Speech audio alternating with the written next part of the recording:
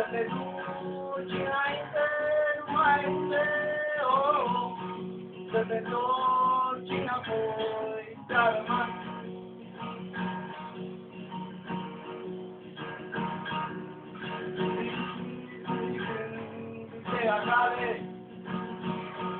Te-ai gândit să faci un duet cu Băncilă, mă? Nu? Mulțumesc pentru vinul Mariei tale, oh, oh. Bă, fă duet cu Băncilă. Eu mă duc ca dar după să mor. Mulțumesc pentru vinul Mariei tale, oh, oh. Eu mă duc ca dar după să mor.